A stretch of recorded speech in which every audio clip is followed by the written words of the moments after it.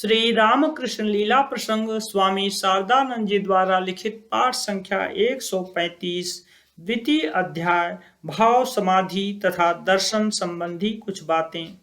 सर्वगुह्यतमं भूयः शृणु मे परमं वचः इष्टोसि मे दृढ़मिति ततो वक्ष्यामि ते हितम्। यह कहना अतिशयोक्ति न होगी कि श्री राम कृष्ण देव के आविर्भाव या प्रकट से पूर्व कलकत्ते के शिक्षित अथवा अशिक्षित दोनों ही वर्ग भाव समाधि या आध्यात्मिक राज्य के अपूर्व दर्शन तथा उपलब्धि के संबंध में संपूर्ण अज्ञ थे। अशिक्षित लोगों के मन में उस संबंध में भय तथा विस्मय जनित एक विचित्र अद्भुत धारणा थी और नवीन शिक्षित संप्रदाय उस समय धर्म ज्ञान विवर्जित विदेशी शिक्षा के प्रवाह में अपने को संपूर्णतया प्रवाहित कर यह समझा करते थे कि इस प्रकार के दर्शनादि मिलना असंभव है अथवा उसे मस्तिष्क का विकार माना करते थे। आध्यात्मिक राज्य की भाव समाधि से उत्पन्न होने वाले शारीरिक विकार समूह उनकी दृष्टि में मूर्छा या शारीरिक रोग के सिवाय और कुछ नहीं था। वर्तमान समय में इस परिस्थिति में बहुत कुछ परिवर्तन होने पर भी भाव या समाधि रहस्य को समझने वाले लोगों की संख्या बहुत ही कम है। विशेषकर श्री राम कृष्ण देव की भाव मुखावस्था को किंचित मात्र भी समझने के लिए समाधि तत्व के संबंध में साधारण ज्ञान की नितांत आवश्यकता है। अतः इस संबंध में अब हम पाठक को यत्किंचित समझाने का प्रयास करेंगे। समाधि मस्तिष्क का विकार नहीं है। साधारण मानव को जिसका अनुभव नहीं होता है उसे हम साधारणतया विकार कहा करते हैं, किंतु धर्मराज्य की सूक्ष्म उपलब्धियां कभी भी साधारण मानवों के अनुभव का विषय हो नहीं सकती। उनको समझने के लिए शिक्षा दीक्षा तथा निरंतर अभ्यास आदि की आवश्यकता है।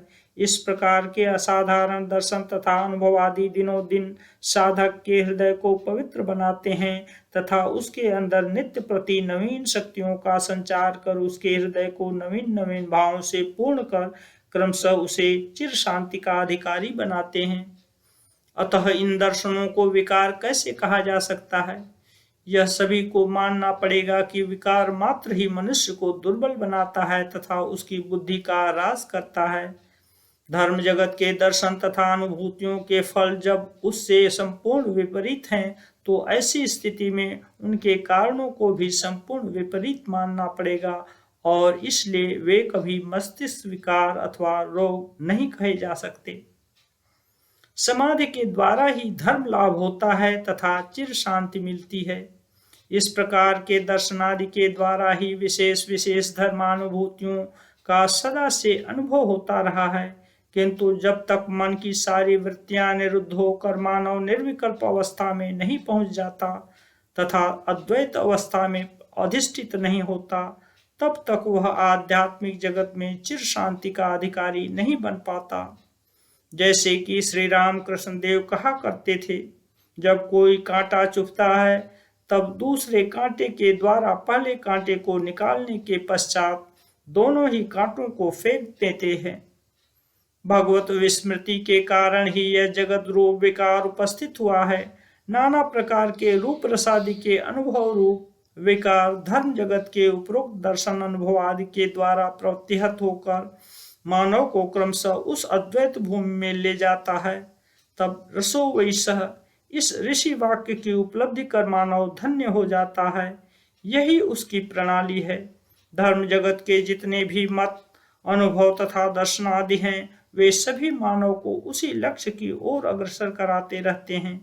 श्रीमद स्वामी विवेकानंद जी इन दर्शनादि को इस बात का परिचायक स्वरूप milestones on the way to progress कहकर निर्देश किया करते थे कि साधक कहाँ तक लक्ष्य की ओर अग्रसर हुआ है।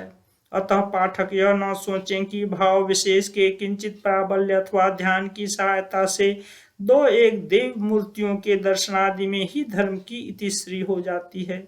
ऐसा मानना पूर्णतया भ्रमात्मक है। साधक वर्ग इस प्रकार के भ्रम में पड़कर ही धर्म जगत में लक्ष्य भ्रष्ट हो जाते हैं एवं लक्ष्य भ्रष्ट होने के कारण ही एकांगी भाव का अवलंबन कर परस्पर के प्रति ईर्ष्या द्वेष करने लगते हैं।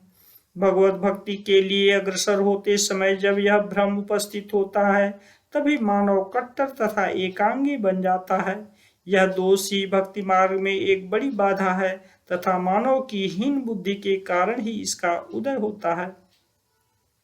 यह बात ठीक नहीं है कि देव मूर्ति आदि के दर्शन के बिना कोई धर्म मार्ग में अग्रसर नहीं हो सकता। साथ ही इस प्रकार दर्शनादि में विश्वास स्थापन कर बहुत से लोगों की यह धारणा बन जाती है कि जिनको उक्त दर्शनादि प्राप्त नहीं हुए हैं वे धार्मिक नहीं हैं। धर्म तथा लक्ष्य विहीन अद्भुत दर्शन की आकांक्षा, मिरेकिल मॉन्गरिंग, उन्हें एक ही प्रतीत होते हैं, किंतु इस प्रकार की आकांक्षा के फलस्वरूप धर्म लाभ न होने के कारण मानव दिनों दिन सभी विषयों में दुर्बल बनता जाता है, जिससे एक निष्ठ बुद्धि तथा चरित्र बल का उदय न हो, जिससे पवित्रता की दृढ़ भूमिका में आरूढ़ होकर मानव सत्य के समक्ष समग्र जगत को तुच्छ न समझ सके, जिससे काम गंध रहित न होकर मानव दिनों दिन कामना वासना में जड़ीभूत होता रहे। ऐसी गतिविधि का धर्म राज्य के साथ कोई संबंध नहीं है।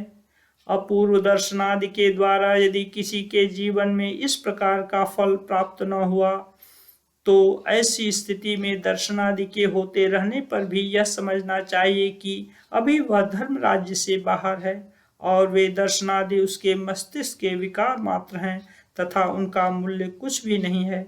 किंतु यदि इस प्रकार अपूर्व दर्शनादि के बिना भी किसी के भीतर उन शक्तियों का संचार होता हो, तो जान लेना चाहिए कि वह ठीक धर्म मार्ग पर चल रहा है। समय आने पर उसे यथार्थ दर्शनादि भी प्राप्त होंगे। त्याग, विश्वास तथा चरित्र बल ही धर्म लाभ के परिचायक हैं। श्री राम कृष्ण देव के भक्तों में से अनेक व्यक्तियों को भाव समाधि हो रही थी, किंतु बहुत दिन तक आते जाते रहने पर भी हमारे एक मित्र को किसी प्रकार की भाव समाधि नहीं हुई। यह देख एक दिन वे अत्यंत व्याकुल हो उठे और आंखों में आंसू भरकर श्री राम कृष्ण देव के समीप उपस्थित हो उन्होंने अपने हृदय के कष्ट को व्यक्त किया। सुनकर श्री राम कृष्ण देव उनको समझाते हुए बोले, वास्तव में तू बड़ा ही बुद्धिहीन है। क्या तू समझता है कि वैसा होने पर सब कुछ हो जाता है? क्या वही सबसे बड़ी वस्तु है? ठीक ठीक त्याग तथा विश्वास उससे भी कहीं अधिक श्रेष्ठ है। नरेंद्र को, स्वामी विवेकानंद को तो प्राय इस प्रकार के दर्शनादि नहीं होते, किंतु देखना उसका त्याग, विश्वास, निष्ठा तथा मानसिक तेज कितना अपूर्व है।